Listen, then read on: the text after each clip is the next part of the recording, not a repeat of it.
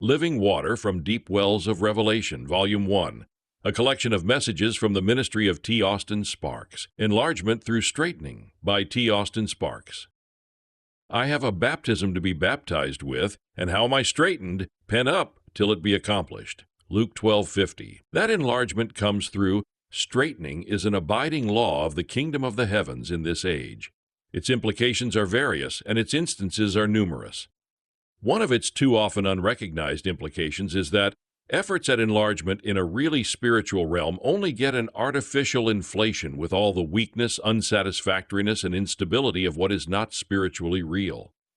True development is not the work of man, his ingenuity, acumen, efficiency, resource, drive, cleverness, or enthusiasm. The very law of which we are speaking has its strength and vindication in the fact that God begins at zero. When, humanly speaking, there has remained no hope, and it has been fully recognized that only God could do the necessary thing, it has too often been proved that that was just the situation that he had been taking pains to bring about. He hangeth the world upon nothing is an abiding principle from the standpoint of the natural man. It is always a beneficial thing for the Lord's servants to pass their eye over the Scriptures and review the zeros of man and the intervention of God at that point. Such a survey must ever lead to a recognition that God is speaking in all ages in the terms of the cross, and that there all-inclusively has been forever established the divine law that the flesh profiteth nothing, that the natural man cannot succeed in the things of God, that the Adam species and race has been wound up and finished. That is the comprehensive Adam zero. And at that point an entirely new order is instituted, and this is one in which God is personally resident and dominant by His Spirit. Henceforth, for all divine purposes, the indispensable condition is full of the Holy Spirit and faith.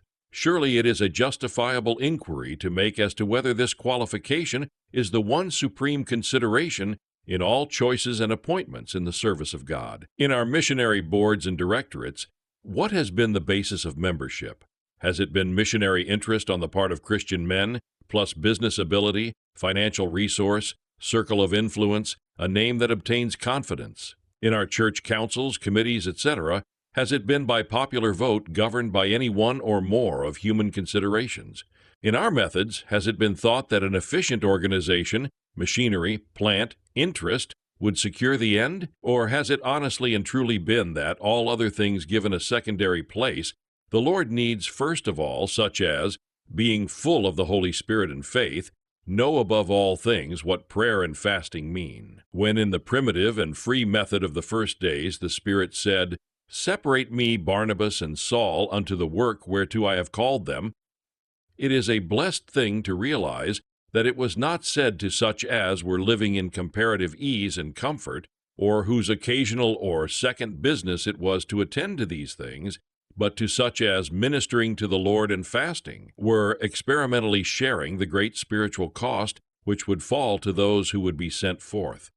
It is so easy to issue instructions, give orders, make plans, manipulate lives, pass decisions, when these do not immediately involve those who do so in the spiritual cost and anguish and conflict. We think that no one ought ever to be in such a position who has not gone just as far in the cost and sacrifice, and who is not just as fully abandoned with all that they have as those who go forth for the sake of the name.